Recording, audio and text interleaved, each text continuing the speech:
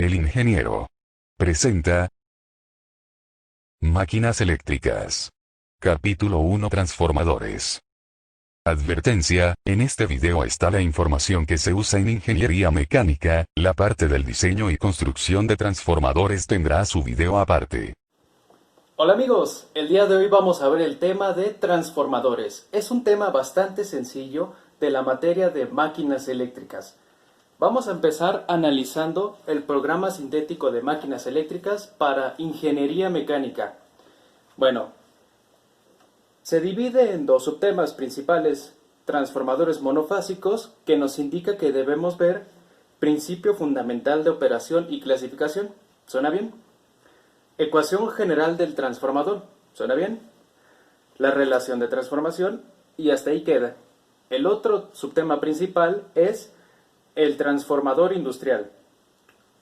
Tenemos que ver las características principales, reglamento y normas, regulación de voltaje, eficiencia, pruebas eléctricas y circuitos de conexión. ¿Ok? Ahora, lo que les ofrezco en este video, vamos a ver de todo esto, salvo normas y reglamento. Eso se los debo en una explicación resumida para otra ocasión, cuando ya explique la construcción y el diseño de transformadores. Se los debo. Vamos a empezar primero con el tema de la definición de un transformador.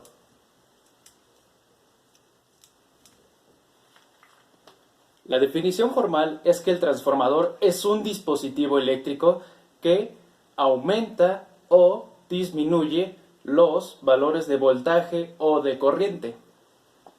Ahora, viéndolo desde el punto de vista en máquinas eléctricas,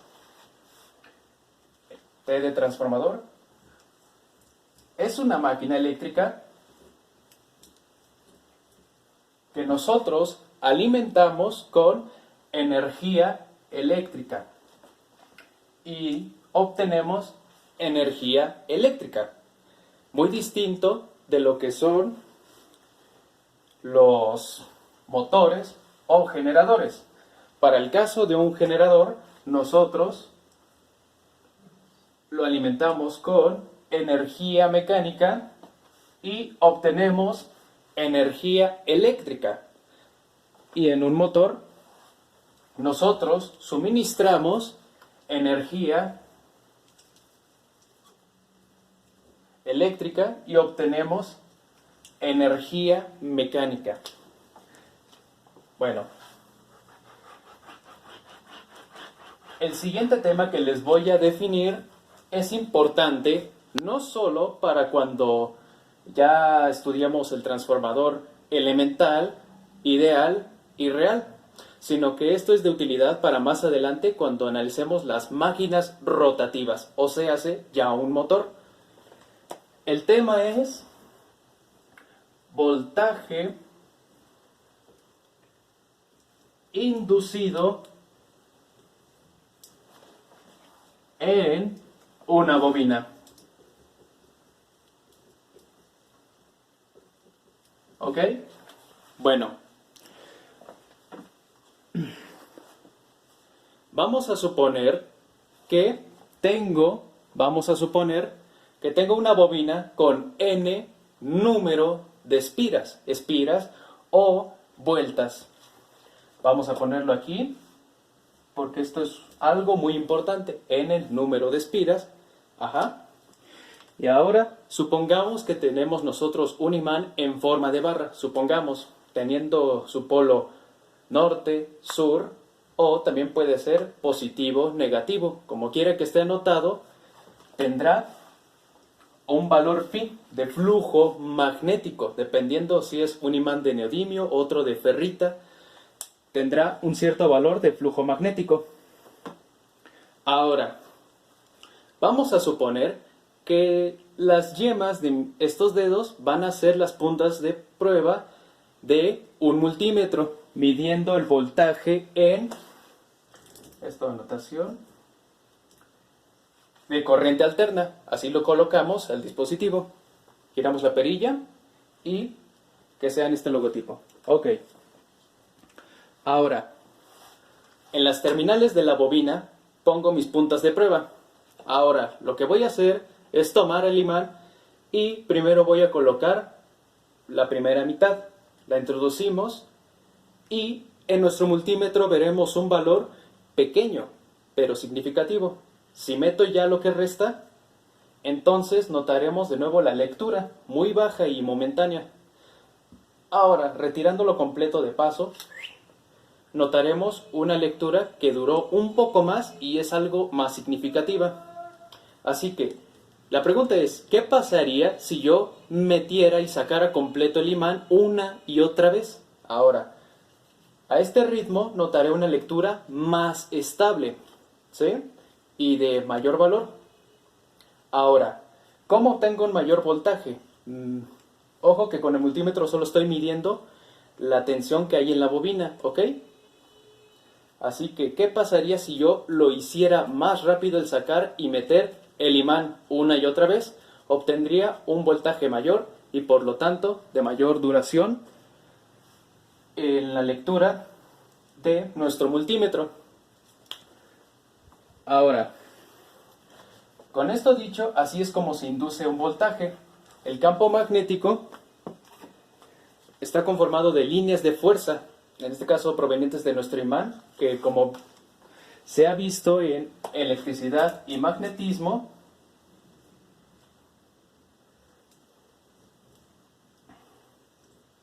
suelen actuar más o menos así.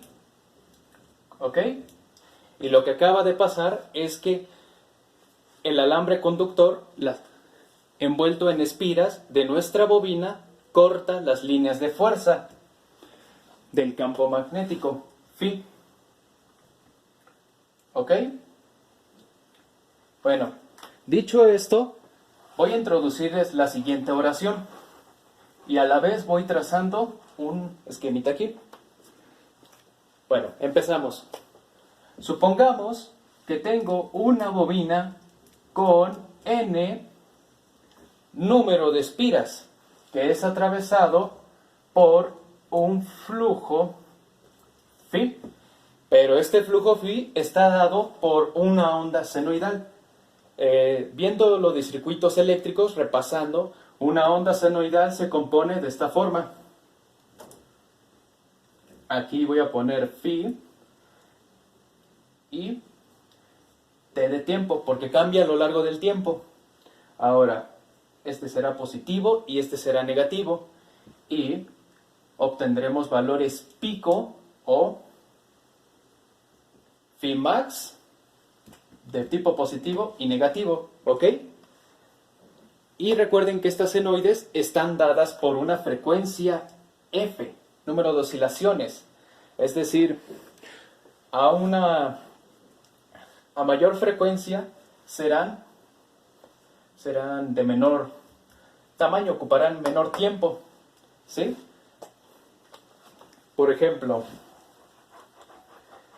a 60 Hz para completar un ciclo del que acabo de borrar, más o menos es de, el tiempo que le toma es 0.0,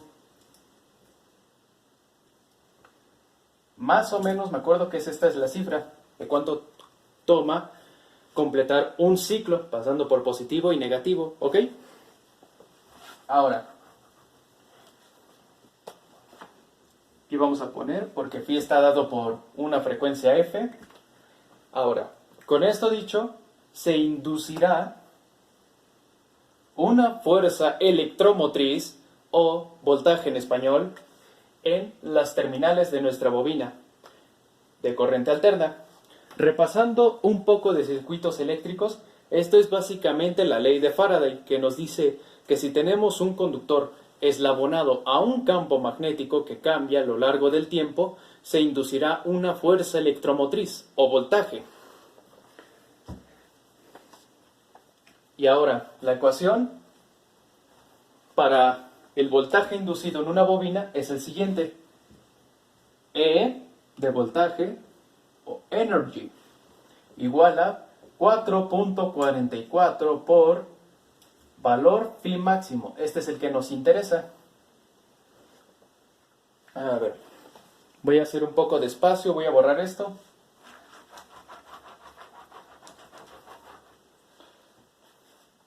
Por el número de espiras, por la frecuencia.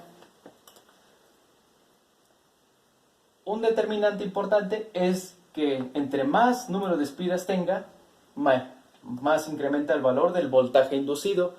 Pero ¿de dónde voy a sacar un flujo phi que se comporte como una senoide? Que sería ideal. Porque no voy a pasarme toda la vida estándole metiendo y sacando el imán una y otra vez a una bobina. No. Ya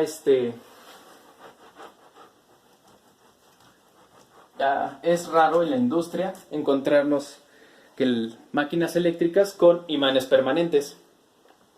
Ahora, porque hay otro concepto que les debo introducir para explicarles este flujo phi especial. Voltaje inducido y aplicado. ¿Ok? Ahora,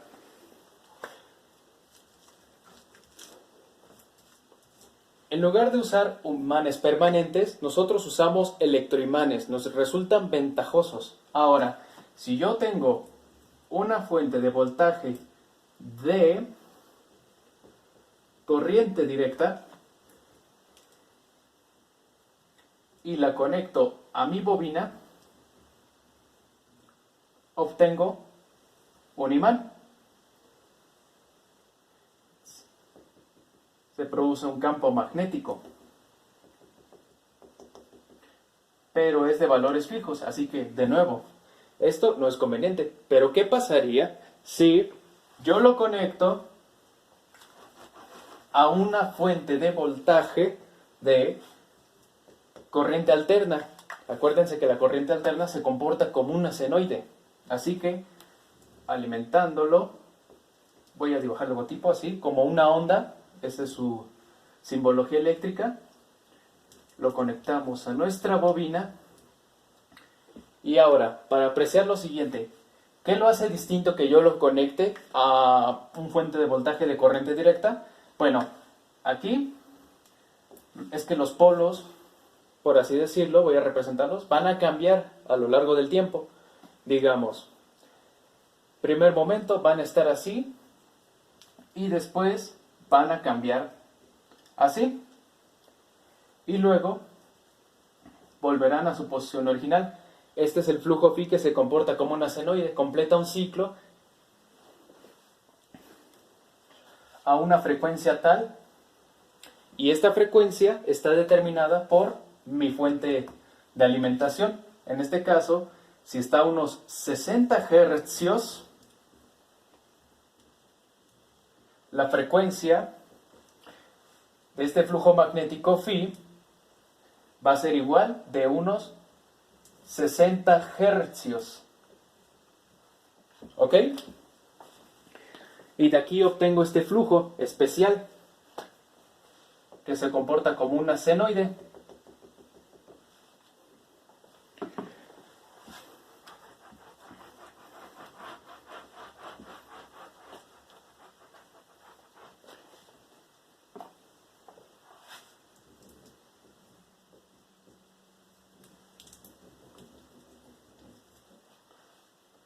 Ahora, poniendo un poco cerca una bobina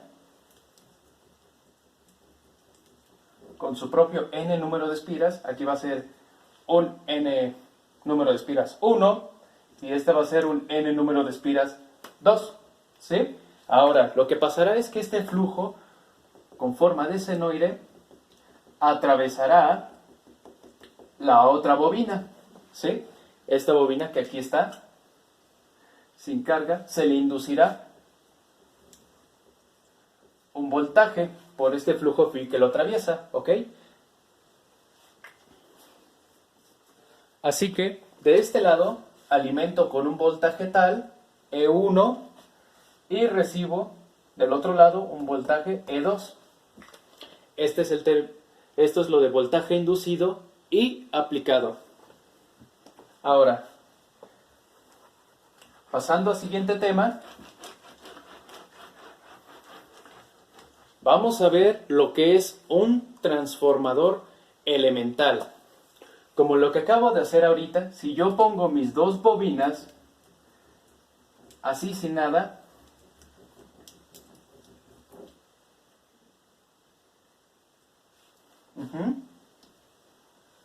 y ahora esta bobina que va a estar conectada a una fuente de voltaje de corriente alterna va a llamarse devanado primario.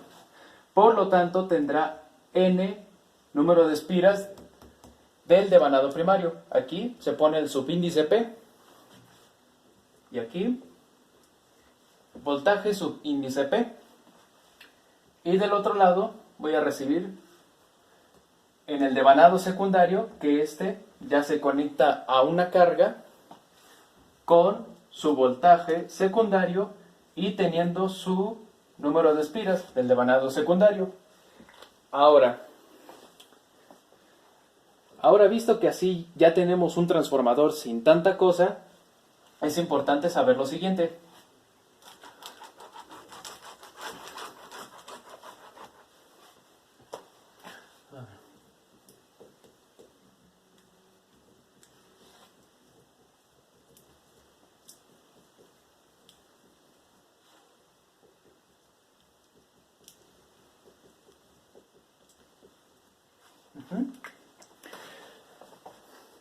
A la hora de que yo lo conecte,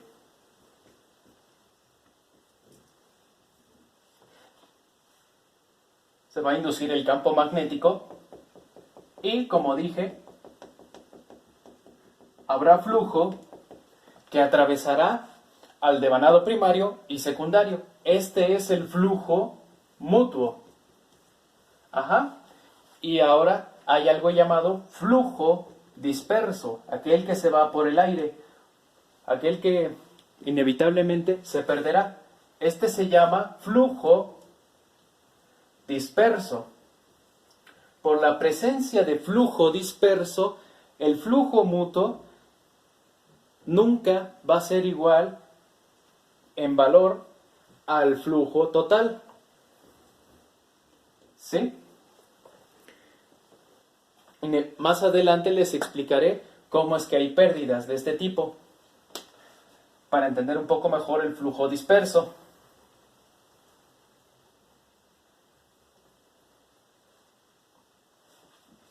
Ahora,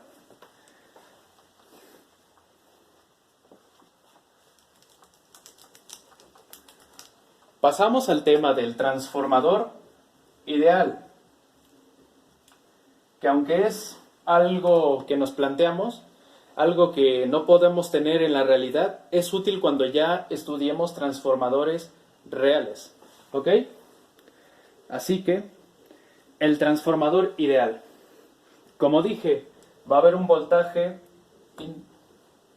aplicado y va a haber un voltaje inducido. Los voltajes se relacionan entre sí con la relación de transformación. A ver, borro esto.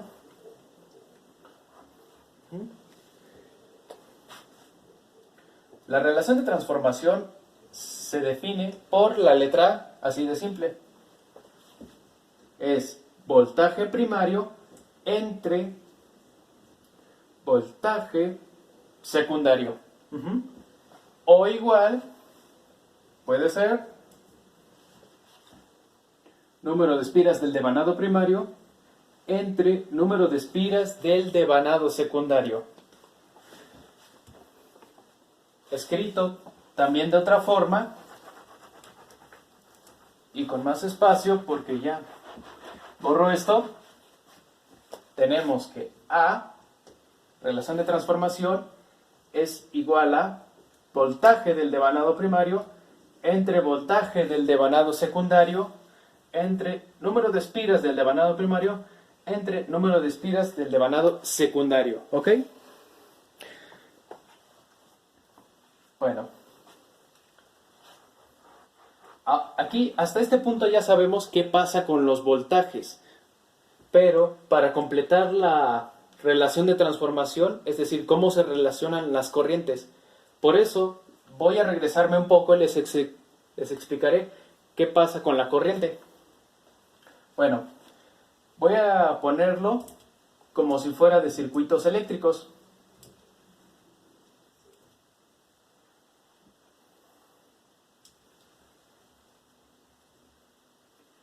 Bueno, supongamos que tengamos un circuito puramente inductivo. ¿Y cómo vamos a hacer esto?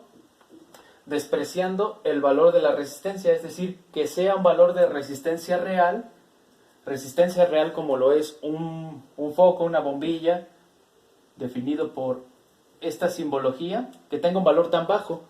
Por lo tanto, en este circuito solo vamos a trabajar la reactancia del elemento inductor, o sea, de nuestra bobina. Reactancia XM, subíndice M de magnetización, ¿ok? Aquí entrará un voltaje E, habrá la presencia de un voltaje E, y por aquí circulará una corriente de magnetización. Recordemos que con los elementos inductores hay una resistencia imaginaria, J, que desfasa la corriente 90 grados respecto al voltaje. Lo voy a poner en forma de fasores, ¿ok? Miren, pongo mi fasor de E y este es el valor IM, corriente de magnetización. Todo esto se va por la bobina. Estará 90 grados desfasado respecto al voltaje, atrasado, pero estará en fase con el flujo phi. Así que en el flujo phi va voltaje y corriente. Esto recuérdenlo. Esto se conoce como una fuerza magnetomotriz por sus siglas FMM y se calcula de la siguiente forma: corriente de magnetización por el número de espiras. Aquí les dejo cómo se calcula la corriente de magnetización siguiendo la ley de Ohm, que en primaria, en secundaria lo vemos como de esta forma, pero ya en circuitos eléctricos no vemos resistencia real, sino impedancia. En este caso la impedancia es puramente reactancia, así que solo tendremos esto. Ahí está. ¿Ok?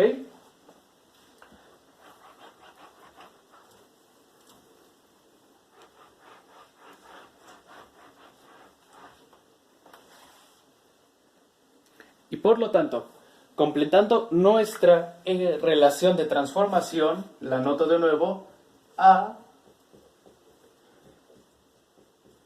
igual a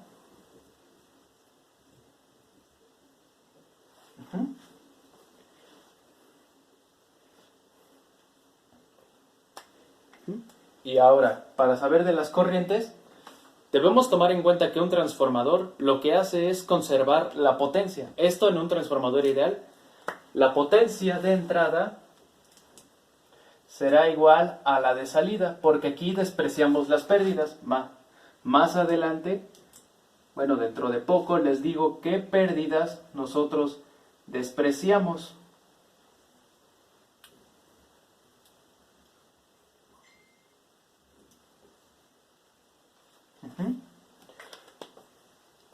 Muy bien. Potencia aparente de entrada es igual a la potencia aparente de salida. ¿Ok? Potencia activa de entrada igual a potencia activa de salida. Potencia reactiva de entrada es igual a la potencia reactiva de salida. No hay pérdidas. Así que relacionamos esto de la siguiente forma. Para potencia aparente, vamos a poner la ecuación.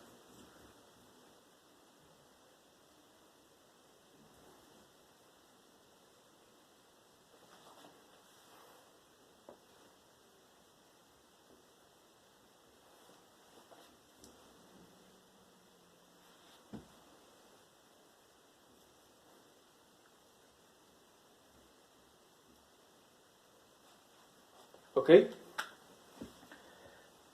Balanceándolas, despejamos esto de modo que respetemos la relación de transformación. Este lo pasamos dividiendo y este lo pasamos dividiendo y obtenemos lo siguiente.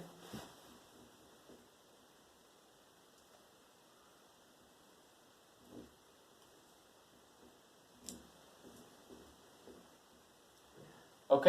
Y ahora ya sabemos qué pasa con las corrientes.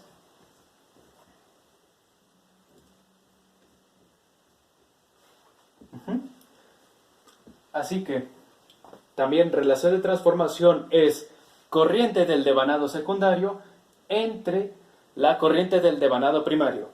Ya completamos la relación de transformación. Esto lo usaremos para el transformador ideal.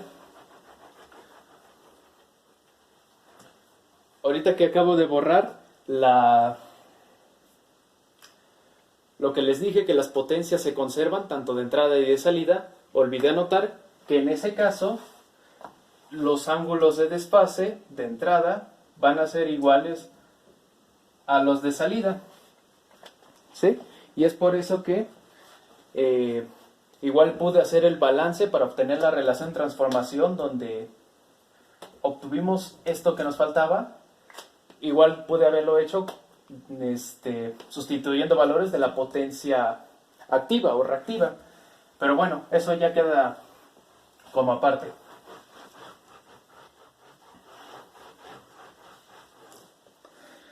Ahora, lo que vamos a ver del transformador ideal, ¿qué consideraciones vamos a tomar?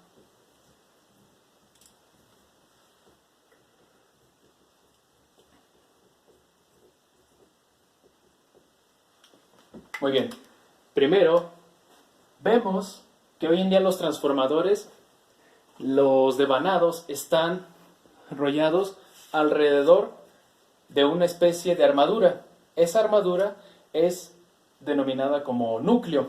No solo da soporte mecánico, sino también tiene una función. También les debo para el próximo video la explicación sencilla de histéresis magnética, donde vemos que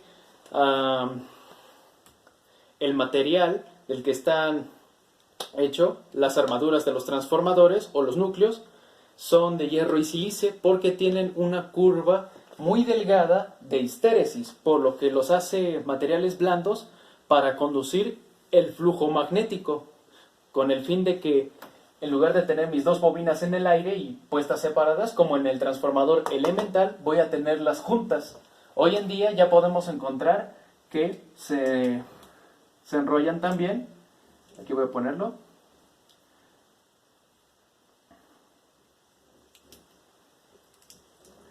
Se enrollan así de pegaditas. Ajá. ¿Con qué fin? Bueno, el flujo, a momento que aplique voltaje, va a recorrer ambos devanados y así obtenemos una mayor eficiencia. Es importante ya cuando veamos el transformador real evitar pérdidas. Ok, regresando a las consideraciones del transformador ideal. Primero, el núcleo es infinitamente permeable, es decir, no habrá un impedimento para que el flujo pase, así que no tenemos flujo disperso, ¿ok? Sino que aquí tenemos que las potencias se van a conservar, tal como lo noté hace un momento.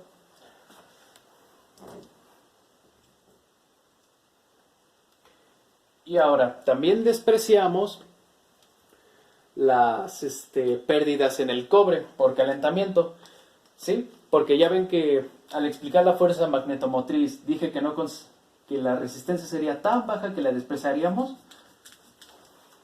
Bueno, eso aplica para acá, porque ya viendo el transformador real veremos que hay pérdidas en el cobre, pérdidas de potencia. Cuando tú haces pasar corriente a través de un alambre, su temperatura irá aumentando. Eso pasa con los transformadores cuando están en servicio, llegan a temperaturas altas y por lo tanto, más sube la temperatura, más pérdida de potencia hay en el cobre por su resistencia.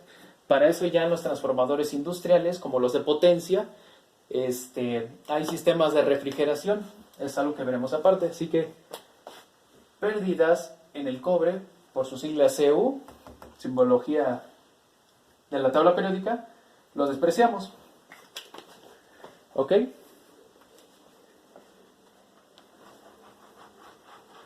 Y esas son las consideraciones que debemos tener. Ahora, la simbología eléctrica del transformador es la siguiente. Esto representa al devanado y este representa a otro devanado, y estas franjas son el aislamiento, porque esto es importante. No se tocan las bobinas, ya que de hacerlo se habría un cortocircuito. Esta ya es la simbología eléctrica. Ahora, extendiendo un poco más el tema del transformador ideal, vamos a ver polaridad y marca de polaridad.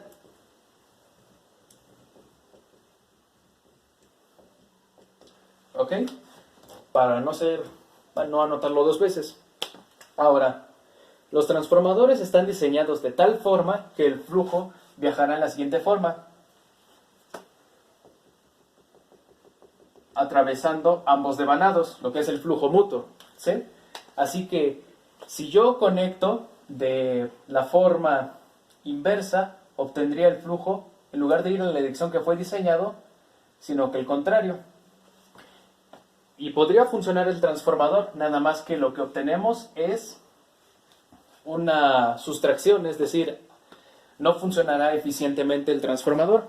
Así que para esto está polaridad. Estas bolitas que ven aquí, de cada bobina, representan dos terminales del devanado primario. Vamos a enumerarlas. Esto será de utilidad más adelante cuando ya hagamos las conexiones, ¿sí? Tanto tenerlas anotadas en un diagrama como ya trabajarlos. Transformadores, muchas veces los veremos anotados. Ajá. Y ahora, encontraremos en los diagramas eléctricos este puntito negro, ¿sí? Esta es la marca de polaridad. Indicará que aquí debe conectarse nuestra línea, ¿sí? Porque lo que tenemos,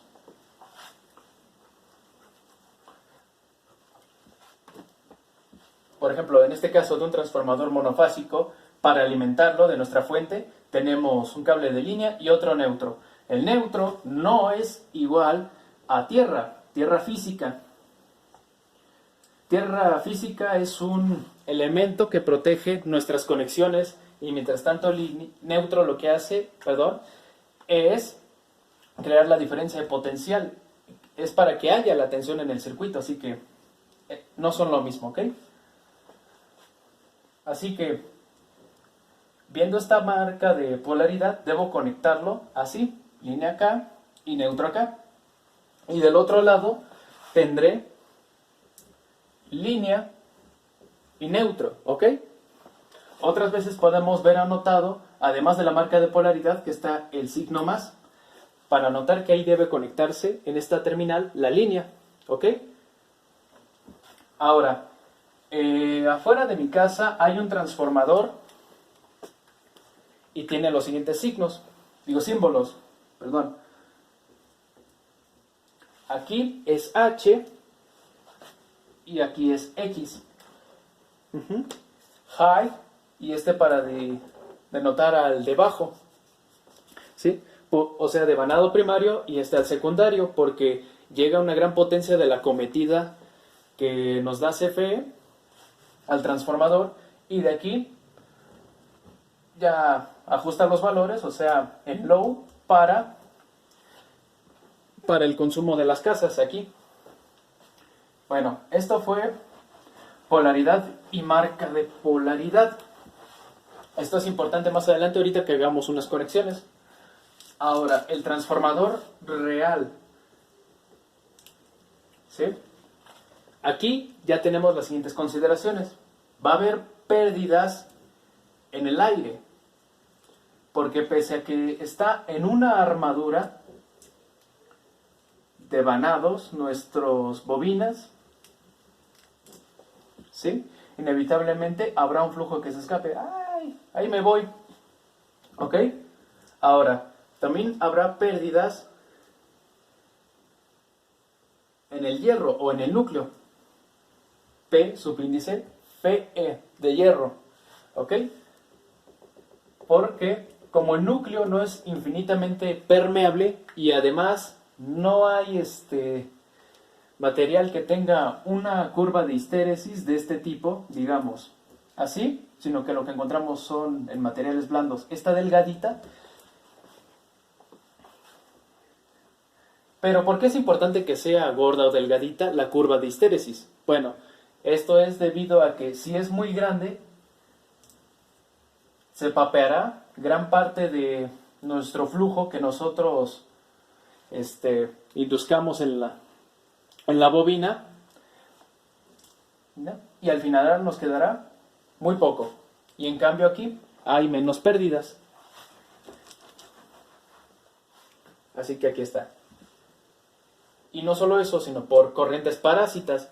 Las corrientes parásitas son que cuando nuestro flujo phi actúa cruzando el material para viajar y llegar al otro devanado, se crean contracorrientes, es decir, muy pequeñas que se oponen al flujo magnético de nuestra bobina. Estos se reducen teniendo nuestro armazón en láminas, ¿ok? En láminas así delgaditas. Entre más delgadas son, en lugar de ser un núcleo sólido, de una sola pieza, esto reducirá las corrientes parásitas, corrientes de Eddy o de Foucault. Y ahora, también, ahora aquí sí hay pérdidas en el cobre, ¿okay? Cuya fórmula es la siguiente: corriente que fluye por R al cuadrado. Ahí está, esta potencia. Bueno, de las pruebas que les voy a explicar en un momento, está la prueba de vacío para medir las pérdidas en el núcleo, en el hierro, y está la prueba de cortocircuito, CC, short circuit. Digo, short circuit, nada más que aquí lo ponemos doble C, para medir qué tanto potencia se papean nuestros conductores. Voy a borrar esto.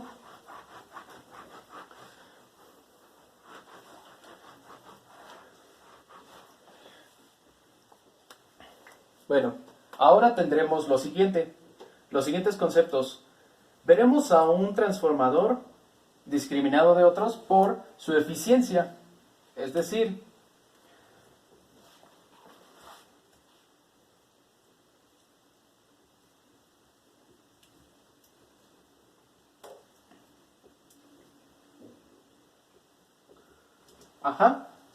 de la potencia que yo le suministre, la potencia de salida no va a ser del mismo valor, no va a ser unitario, no va a ser al 100%, sino que habrá pérdidas. También esta fórmula, para ya que ahorita que hagamos las pruebas, entrada menos P de pérdidas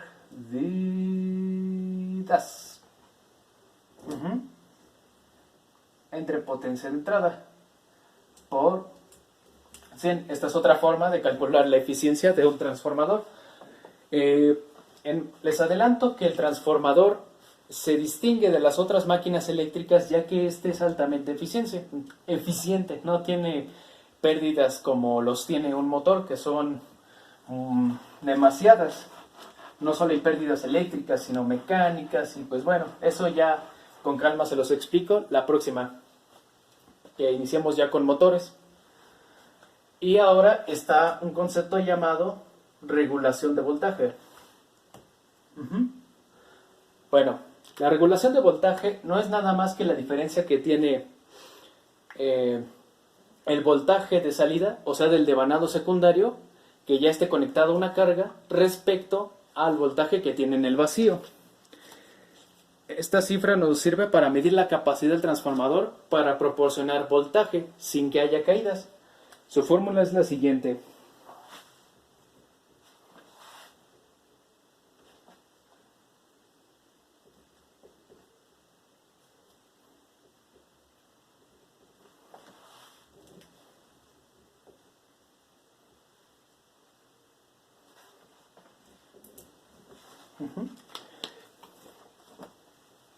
Ok. Voltaje del devanado secundario, todos estos voltajes son del devanado secundario, ya los medimos con un multímetro, sin carga, menos voltaje con carga, entre el voltaje sin carga, ¿sí?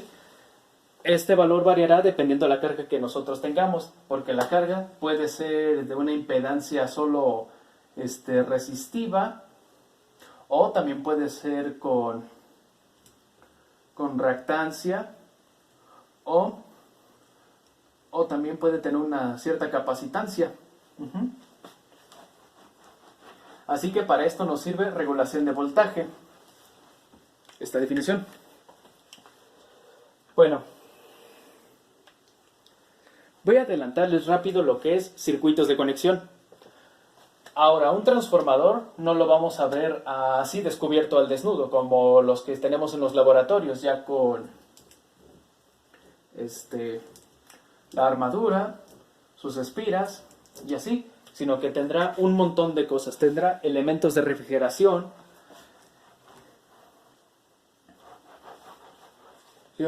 y tal, con fines de tener una mayor eficiencia. Así que lo que veríamos sería únicamente como una caja así, y con sus respectivas terminales. Ajá. Esto en un monofásico. Ahora, ya viendo lo que es transformadores trifásicos de una sola pieza que ya tienen sus 3 devanados primarios y 3 devanados secundarios, tendremos nuestras terminales.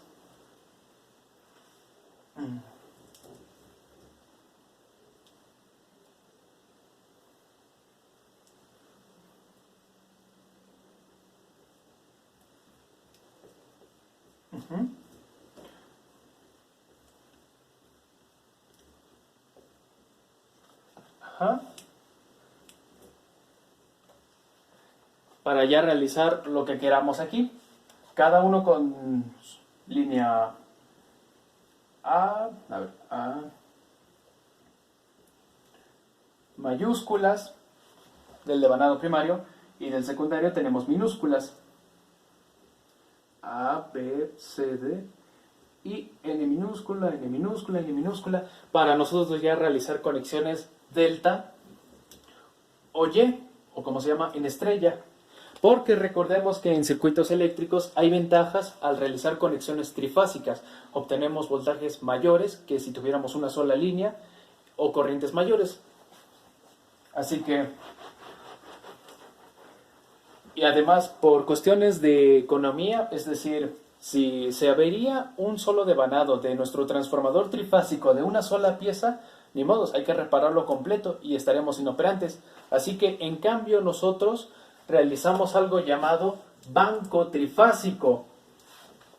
¿Sí? Consiste en tener nuestros 3 transformadores monofásicos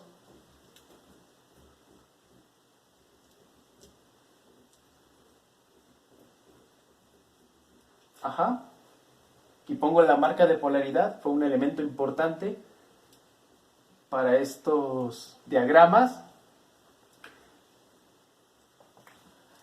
De nuevo, aquí hay línea A, B, C, neutro, neutro, neutro, A, B, C, en minúsculas, igual minúsculas, el neutro para distinguirlos, ¿ok? Pueden encontrar en internet tabla de grupos de conexiones que nos dirán cómo estarán las fases, cómo son las conexiones, la relación de transformación que habrá, y en este no viene, pero nos dirá qué desfase habrá en nuestra línea respecto a nuestras fases. ¿Sí? Ok. Supongamos que aquí de este lado está nuestra fuente de alimentación. En el laboratorio veremos nuestro tablero trifásico que nos permite disponer de 3 líneas. Así que encendemos, conectamos. Para mostrarles un ejemplo, voy a realizar el de Y11, ¿sí? Esto no es solo de mi libro, sino lo pueden encontrar buscando grupo de conexiones en Google, imágenes, y te aparecerán las tablas de estas conexiones de bancos trifásicos. Y notarán que hay un desfase de menos 30 grados respecto en un avance de sentido horario. CW, clockwise. Luego también podemos encontrar counterclockwise, CCW. ¿Ok? Así que vamos a realizar nuestras conexiones. Este es un ejercicio pequeño, no me tardo. A ver, nuestra línea acá. Y nuestros neutros los ponemos en uno solo y listo.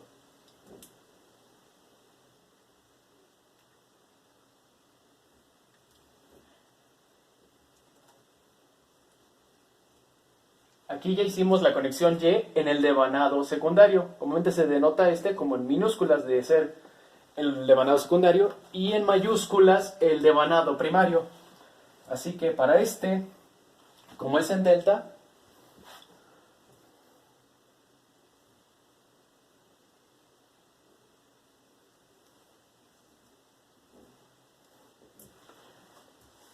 listo. Así de fácil ya obtuvimos la conexión delta estrella tipo 11, ¿ok? Y ahora, para entender esto del desfasamiento de menos 30 grados, vamos a hacer una especie de relojito. Volvamos al kinder. Tomamos un platito y ya le ponemos sus manecillas. Aquí no hace falta. Aquí vamos a poner A. Vamos a ponerlo a las 12 en punto, ¿sí? Su fasor. Y ahora, para A minúscula, que ya son las líneas, lo que recibimos del otro lado en el devanado secundario, como es menos 30 respecto al sentido horario, entonces será un avance en sentido antihorario. Así que, aquí, una flecha pequeña para distinguirlo. Ahora, poniéndolos en un solo diagrama fasorial, tendremos lo siguiente. Tenemos lo siguiente.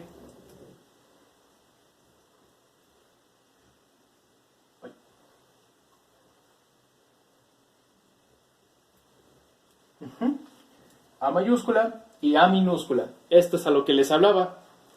Esto es importante ya que depende que hagamos delta estrella o zigzag, estas combinaciones, habrá un desfase que debemos considerar dependiendo de lo que vayamos a necesitar. Esto ya nada más es consultar tablas. Ahora, pasamos a las pruebas eléctricas, lo que podemos hacer con cualquier transformador, incluso el que tengamos en casa. Ahora, ponemos nuestro voltmetro en... Siempre acuérdense que se va a conectar en paralelo a nuestras terminales. Aquí ya obtenemos el voltaje 1. Conectamos en serie nuestro amperímetro, ¿ok? Que va a medir un cierto gasto de corriente. Pero ¿cómo? Si no está conectado a nada.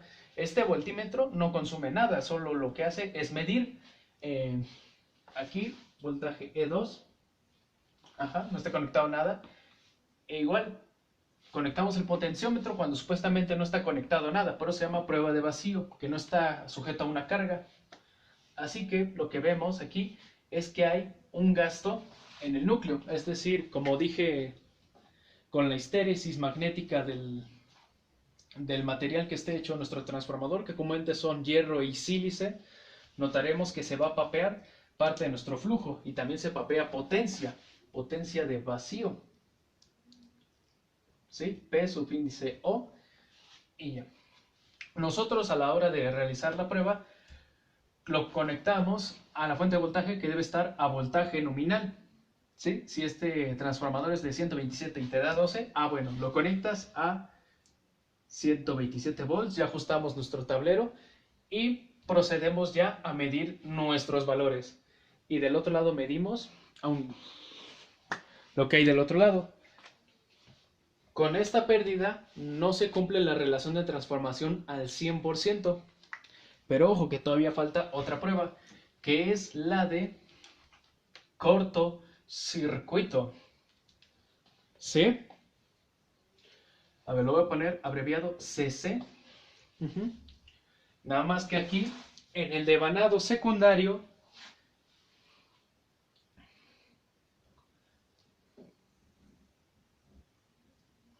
cortocircuitamos con un amperímetro, ¿ok? Este amperímetro va a medir la corriente que fluye en el devanado secundario. Ahora, esta es una prueba destructiva y hay que proceder con cuidado. No lo conectamos a la fuente de voltaje con el voltaje nominal, sino que partimos desde voltaje 0. ¿Hasta qué valor? Bueno, vamos aumentando el voltaje a medida que la lectura de aquí de la corriente nominal. ¿Ok?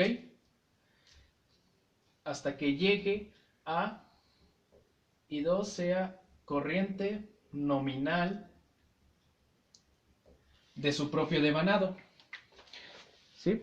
Ya que si lo alimentamos nominalmente, lo que obtendremos es que se van a calentar demasiado los conductores y obtendremos que va a oler a quemado. Eso nos pasó en el laboratorio una vez. Y con esto medimos las potencias.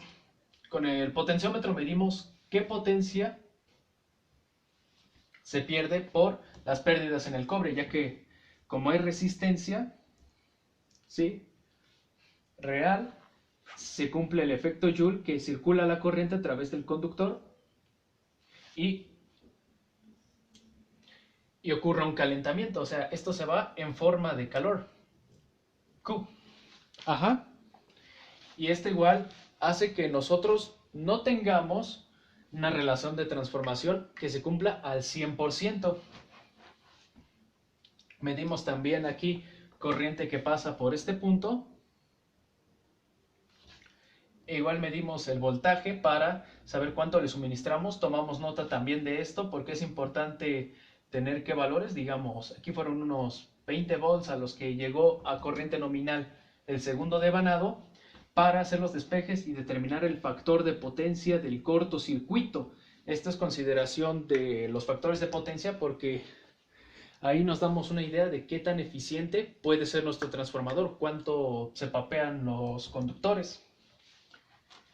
Y bueno, estas son las dos pruebas fundamentales. Una es no destructiva y esta de cortocircuito es destructiva, por lo que en esta ya debemos proceder con algo más de cuidado para no destruir nuestro transformador.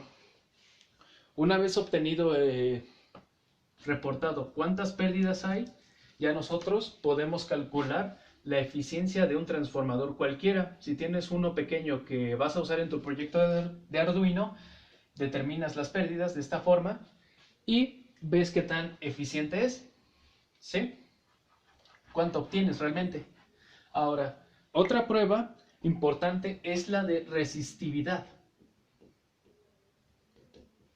¿sí? Porque como dije, los devanados, las bobinas no deben tocarse para evitar que falle el transformador por cortocircuito.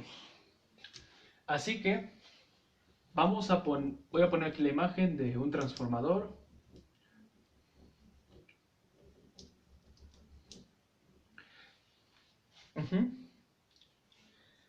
No, ¿sabes qué? No me convence. Otro. ¿Sí?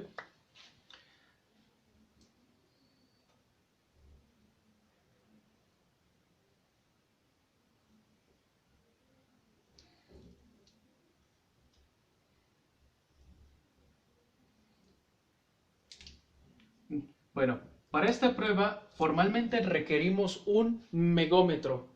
El megómetro es un instrumento que mide la resistividad eléctrica, pero con el submúltiplo megas, o sea que es para valores de resistencia bastante altos. Esto es importante ya que la resistencia debe ser demasiado alta entre uno y otro. ¿Sí? Aquí tenemos las del devanado primario y aquí las del secundario, por suponer. Lo que realizamos con ayuda de nuestro multímetro, lo ponemos a que mida la resistencia, y con la punta roja, que es más, y con esta que es menos, vamos a hacer lo siguiente. Les pondré una tabla aquí. Colocamos nuestra punta roja aquí. A ver, está lo siguiente: alta contra baja. Nosotros ponemos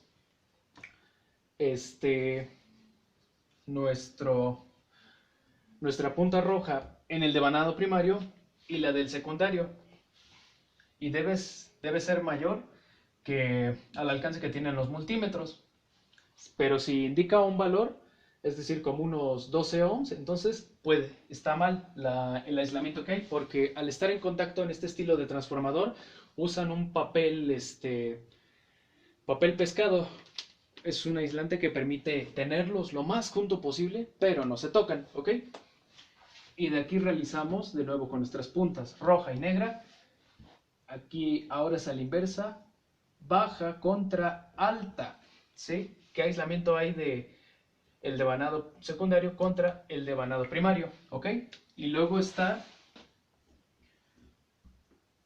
alta contra el núcleo. Tocamos directamente el núcleo y vemos que